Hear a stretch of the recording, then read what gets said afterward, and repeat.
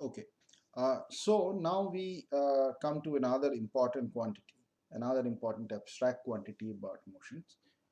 So remember, this is our undeformed configuration. It occupies a volume omega 0, and this is my deformed configuration, occupies a value omega. And then every point in omega 0 maps to one and only one point in omega. The point in the undeformed configuration is denoted by capital X, and the one in the deformed configuration is denoted by small x, all with respect to a fixed coordinate system, Cartesian x1, x2, x3.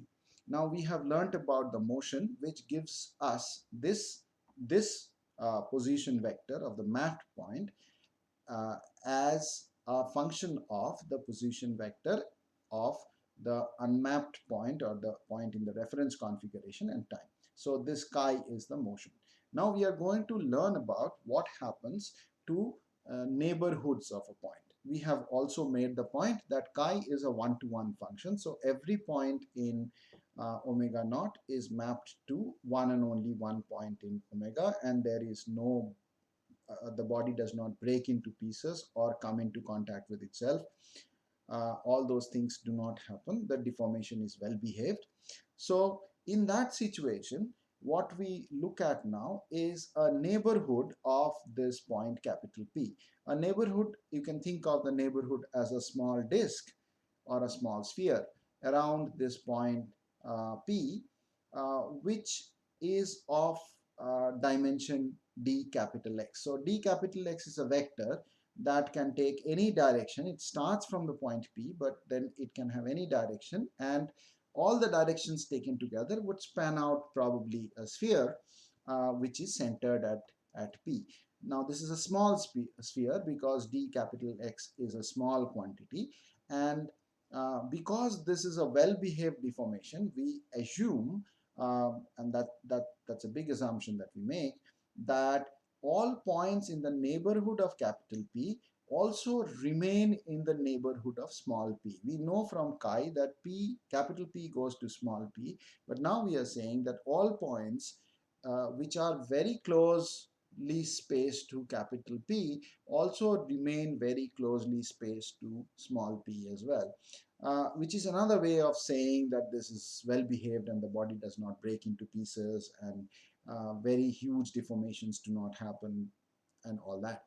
So with this assumption, what we can now define is something called a deformation gradient tensor. So a deformation gradient tensor tells you the size of the neighborhood d small x to which the neighborhood of the point capital P is mapped. So d capital X maps to d small x, and the second order tensor that connects the vector d small x to d capital X. Remember, second order tensors work on vectors to give you another vector. So f is obviously a second order tensor, and the second order tensor that maps d capital X to d small x is known as the deformation gradient tensor. And as you can see that this is a linear transformation, so f linearly transforms d capital X to d small x.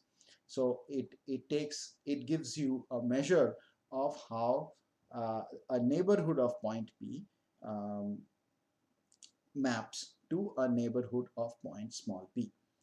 Okay, so now if you want to write it in, let's go back to my pad. Okay, so if you now, so you have f times d capital X giving you d small x, where this f is your deformation gradient tensor. If you want to write this in indicial notation, we can write fij as del xi del capital Xj. This is the indicial notation for f. And because this motion is reversible, that means if you know capital X, the motion will give you small x. If you know small x, the inverse of the motion will give you capital X. and we know it's all one to one. Because it's one to one, then this will imply that there is also a function f inverse which will work on d small x to give you d capital X, which means that Fij inverse is d capital Xi d small xj. So this is the deformation gradient, and this is the inverse of the deformation gradient. And this deformation gradient basically tells you describes how a neighborhood of a particular point maps into a neighborhood of another point in the deformed configuration. So that's the simple meaning. But this deformation gradient is a tensor of very great importance to us, as we will see in the coming slides. So this is what I was saying, that if f exists, then f inverse also has to exist, which also means that the determinant of f inverse has to exist, means the determinant of f also cannot be equal to 0. So that's another condition that we will have on the motion, that its determinant is not equal to 0, and both f and f inverse exist. F tells you how a neighborhood of capital P maps onto a neighborhood of small p. F inverse tells you how a neighborhood of small p goes into a neighborhood of capital P. They have an inverse relationship. Now we can also think of another quantity which is probably easy to understand, which is the displacement. So this is the displacement vector. It's simply a vector connecting the deformed point small x to the initial point capital X. So you can write it as a function of capital X and t if you write small x as a function of capital X and t, and then minus capital X. So this is the deformation, and if you want to write it in indicial notation, this is how you will do it. Now the u will vary from point to point. This point has undergone this much of displacement, some other point will undergo some other extent of displacement. So displacement is a field, it's a vector field of a vector, and in this case the way we have written it, it's a vector field of the initial position vector of a point. So it's a vector field that is defined on the initial configuration. It's a vector field defined on the initial configuration, which means that to every point in this initial configuration, at every point in this initial configuration, you have a displacement vector. Every point has a displacement vector originating from it, and if you go along the displacement vector, you find the point that the point to which it is mapped. Okay, so this point has a displacement vector, the red one, and if you go along it, you find this point where it's mapped. Every point has a displacement vector attached to it, but the foot of the displacement vector, the tail of the displacement vector is on the undeformed configuration. The arrowhead is on the deformed configuration. The tail is on the undeformed configuration, the arrowhead is on the deformed configuration. Now let us so let us take this forward and try to see um, what strain means. So let us look at the concept of strain. So as I said earlier, strain is a geometric quantity. It is a way of quantifying the deformation of a body, way of describing the deformation of a body. We have learnt of two quantities. One is the motion, which is a vector function of a position vector, the initial position vector. Deformation gradient, which is a second order tensor function of a vector, which is again the position vector. And we have also learned about displacement, which gives you the final position of a point capital X given its initial position. So with these three quantities, what we now want to know is that, okay, what is the size, what are the relative sizes of these two neighborhoods? So in other words, if I put a small chalk mark that starts from the point capital X and goes a little small distance, d capital X, then how would that chalk mark look like in the deformed configuration. After this mapping has been achieved, then what would be the length of this chalk mark to the length of this chalk mark? That's what we want to know. So what we are trying to figure out is what is the magnitude of this vector versus the magnitude of this vector. So what we are going to do now is look at, say, uh, the squared length of this vector. The squared length of this vector is obviously dx square mod dx square, which is dx dot dx. So that is the squared length of this line. We can also look at the squared length of this line, which is d small x times d small x. D small x dotted with d small x, that gives you the square length of this line. Okay. And now we can look at the difference between the squared lengths. This is the deformed line, length of the deformed small line segment, and this is the length of the undeformed line segment from where this line segment came about. So if we do that, then let me go back to the slate. Okay, let's delete this.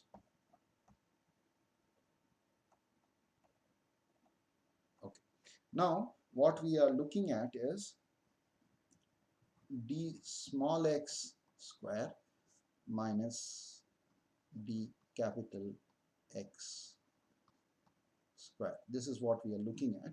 This is the change in the squared lengths, and then this is equal to d small x dot d small x minus d capital X dot d capital X.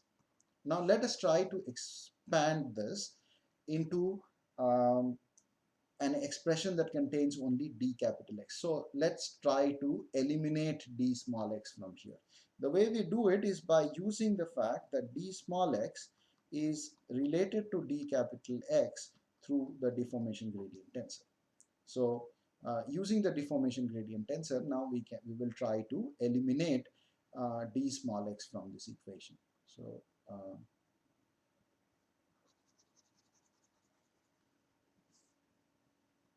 So this we can write in indicial notation. This can be written as dxk dxk.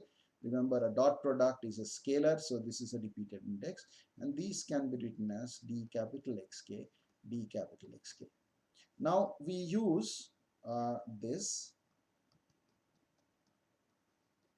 We use this that we have already learned, and dxk component of this would be f, let's say, km d capital X m. Okay, so this is what dxk would be, and now I can write this here. I can write it as f km dxm times f k, let's say, p dxp. So this is your dxk minus d capital Xk d capital Xk. This is what we have on the right hand side.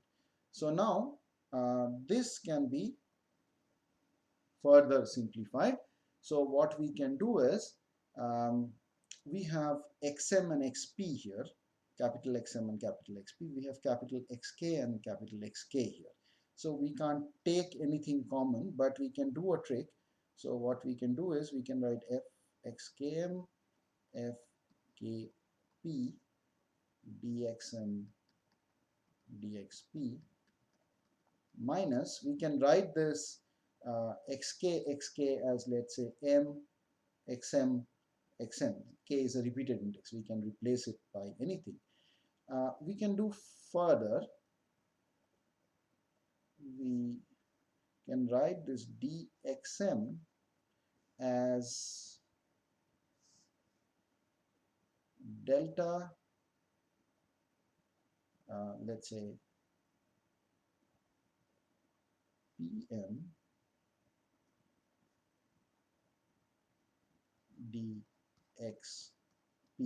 So this thing together, delta knocks off the p, and makes it m. So this thing is actually another way of writing dxm. So this is dxm, but I wrote one dxm as delta pm dxp. Why did I do this trick? Because I have m and p here and I want to take that common, so I will be left with delta pm dxm dxp. So I will write it as, let's say, dxm f km kp minus delta pm dxp. So this is a scalar. Everything is a repeated index. M is a repeated index. K is a repeated index. P is also a repeated index. Everything is a repeated index. So this is a scalar, as it should be, because this is a scalar. This whole thing is a scalar. And I can write this. I can write this as in vector notation also. So I can write. Let me erase something.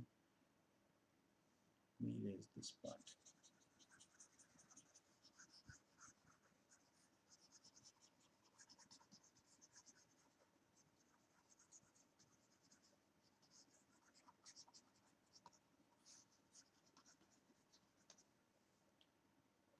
So I can write this as in vector notation as dx dot f.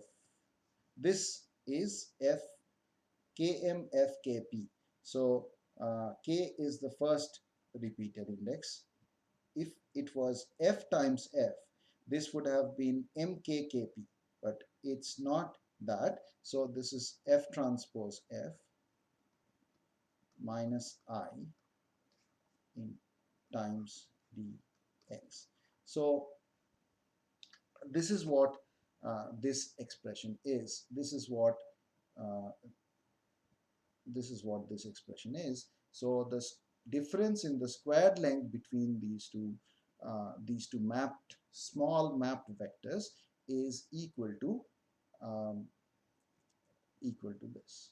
So if I take the first vector, the undeformed vector, uh, multiply it with this tensor. Remember, this is a tensor because f is a tensor, I is a second order tensor. So I multiply it by this tensor and then pre-multiply it by the vector again. Then I get the change in the squared length of the vector in the deformed configuration in terms of the vector in the undeformed configuration. So I give this a special name. I call it 2 times E, and E is called the Green-Lagrange strain tensor.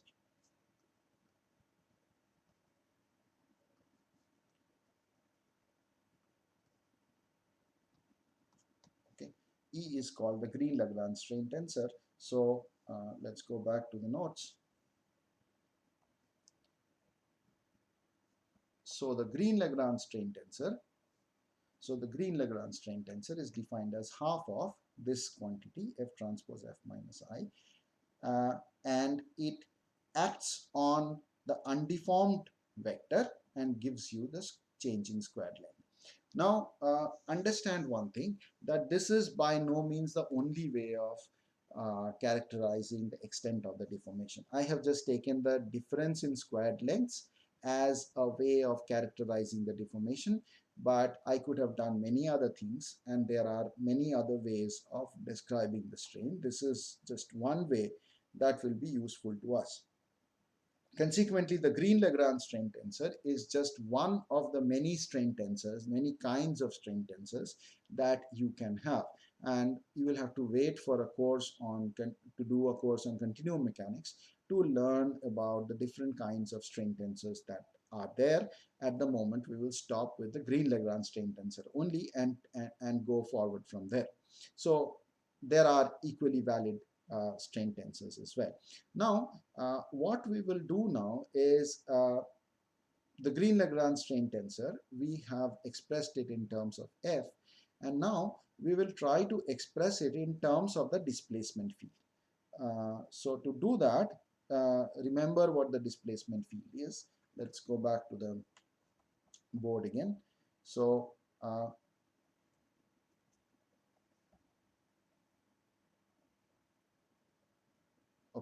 So the displacement field, remember, is u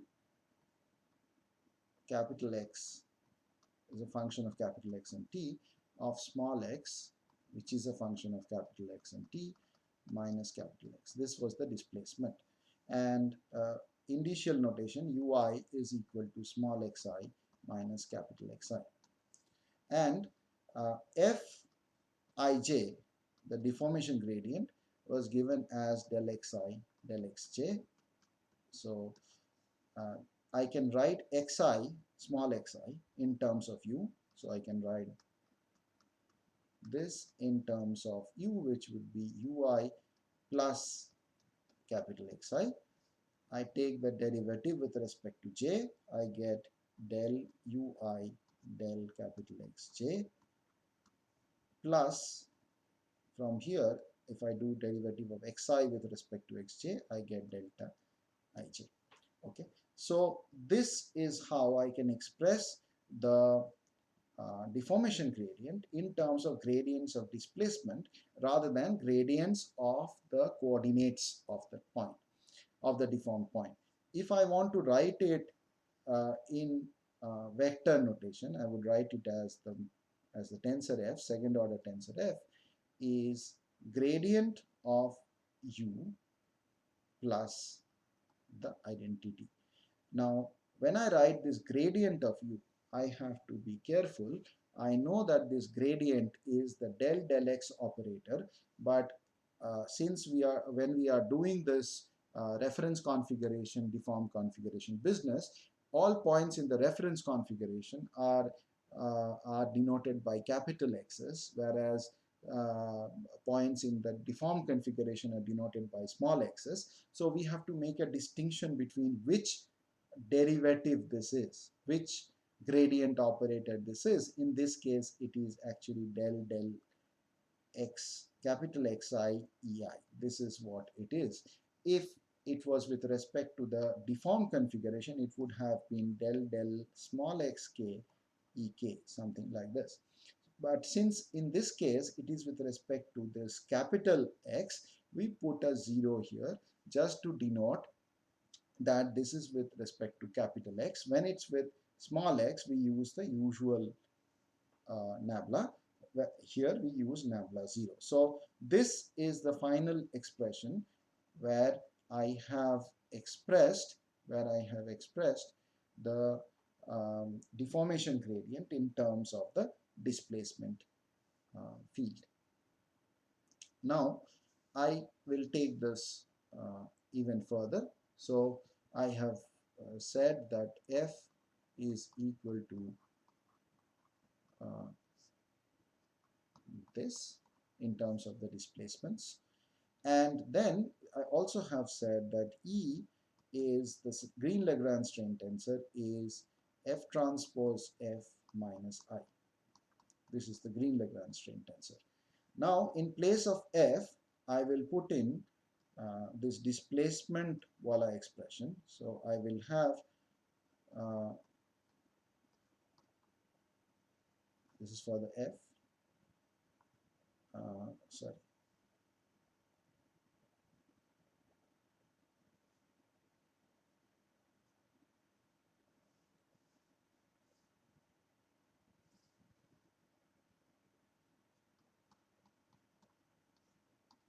this is for the first F transpose, this is for the F, and then we have the identity left.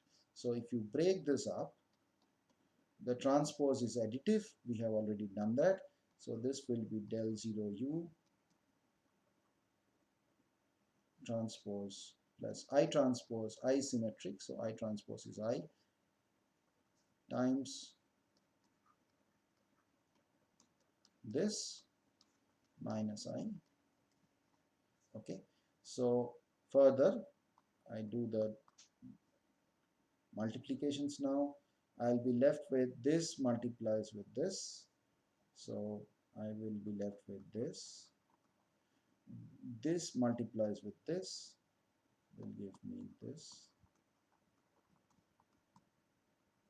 right?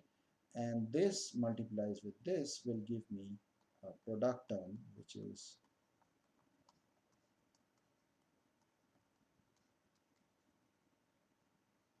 now I'll have I multiplying with I, but there's an I here, so that will cancel out, and I'll be left with this quantity. So expressed in terms of displacements, expressed in terms of displacements, the Green-Lagrange strain tensor, which is, I reiterate, again one of the many strain tensors that are possible, is equal to nabla of u transpose plus a cross term which involves the multiplication of the gradients of u and its transpose together. So this is the Green-Lagrange strain tensor in terms of the uh, displacement or displacement gradients. So uh,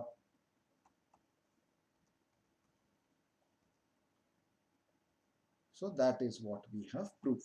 That is what we have proved. Now we make a leap of faith here. We say that we are dealing with small deformation, and this is something that we will again relax when we do a continuum mechanics course. But in this course, we are going to follow this argument that I'm going to give all through the course, all through the rest of the course. What we are going to say is we are dealing with small deformation where the displacements are not varying drastically from point to point, which means that their gradients with respect to the initial configuration are small. If their gradients are small, this term here becomes even smaller because it contains the square of the gradients. The gradients are small, their squares are even smaller. So in the limit of small deformation, the square of the gradients, this cross term here, becomes negligibly small. Not only that, uh, the distinction between the initial configuration, the reference configuration, and the deformed configuration also becomes negligibly small because the displacements themselves are small. So there is not much to choose between nabla 0 and the nabla without the 0. So we can basically say that there's not much difference between the gradients taken with respect to capital X and the gradients taken with respect to small x. The gradients of the displacements are small, and therefore we come to the definition of what is known as a small strain tensor, which we will call epsilon. So epsilon is the small strain tensor defined as half of nabla u and plus nabla u transpose. You will notice here that this nabla does not have the 0 here because we have already decided that taking derivatives with respect to capital X and taking derivatives with respect to small x in a small deformation problem does not make much of a difference. This is an assumption of small strain theory. Assumptions, there are two assumptions. The gradients are almost the same. The gradients of the displacements are small, their product is even smaller, so the product term has been dropped, and this is the small strain tensor, which if you remember the gradient operation of a vector that we have learned earlier, you will see that this is a second order tensor which is given as epsilon ij, whose components are given as epsilon ij in the Cartesian system, which is equal to half ui comma j. Remember, comma denotes a derivative with respect to xj. In this case, small xj, which is same as capital Xj for small strain, and then uh, nabla u transpose, which is u j comma I. So these are second order tensors themselves. One is ui comma j, the other is u j comma I. You can immediately see that this is symmetric because if I switch I and j, this becomes u j comma I, this becomes ui comma j. The whole expression does not change. So the small strain tensor is a symmetric second order tensor, and we will be working with the small strain tensor for the remaining part of the course. Okay, I'll stop here. we go on to the next. Uh,